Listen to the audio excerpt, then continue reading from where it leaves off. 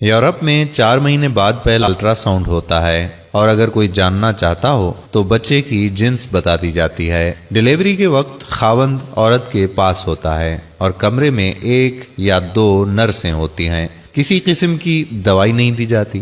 عورت درد سے چیختی ہے مگر نرس اسے صبر کرنے کا کہتی ہے اور 99% ڈیلیوری نارمل کی جاتی ہے۔ نہ ڈیلیوری سے پہلے دوا دی جاتی ہے اور نہ بعد میں۔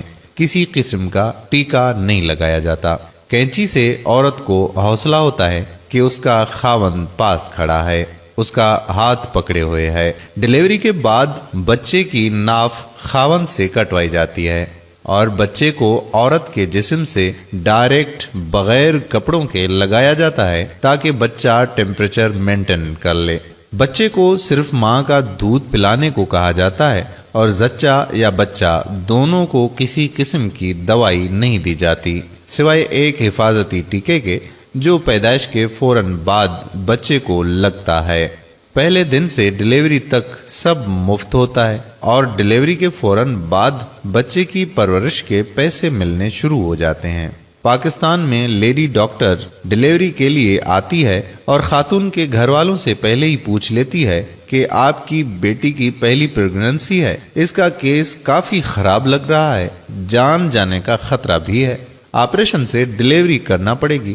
99% ڈاکٹر کوشش کرتی ہے کہ نارمل ڈیلیوری کو آپریشن والی ڈیلیوری میں تبدیل کر دیا جائے۔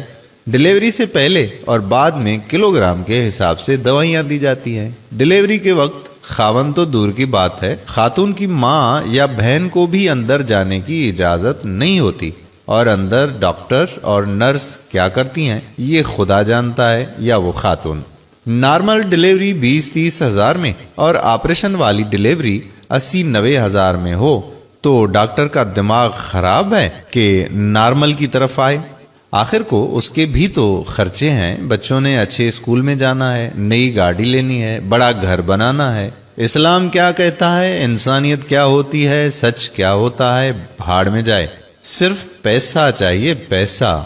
اگر میری کسی بات یا عمل سے کسی بھائی بہن کو کوئی تکلیف پہنچی ہو یا اسے کچھ ناگوار گزرا ہو تو نہایت ادب و احترام سے معذرت چاہتا ہوں، لیکن آپ سب بھی جانتے ہیں کہ یہ حقیقت ہے۔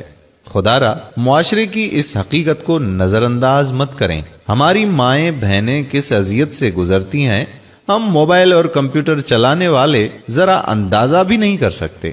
ڈاکٹروں کی اس بدماشی کے خلاف آپ بھی ہمارا ساتھ دیں، مل کر آواز بلند کریں۔ یہ ایک اصلاحی پیغام ہے جو ہر بہن بھائی کو معلوم ہونا چاہیے۔ اس ویڈیو کو اتنا شیئر کریں کہ معاشرے میں بسنے والے تمام افراد اس بارے میں جان سکیں۔ امید کرتا ہوں کہ ہماری آج کی یہ ویڈیو آپ کو ضرور پسند آئی ہوگی اور اس کو صدقہ جاریہ کے طور پر اپنے دوست و احباب کے ساتھ ضرور شیئر کریں گے۔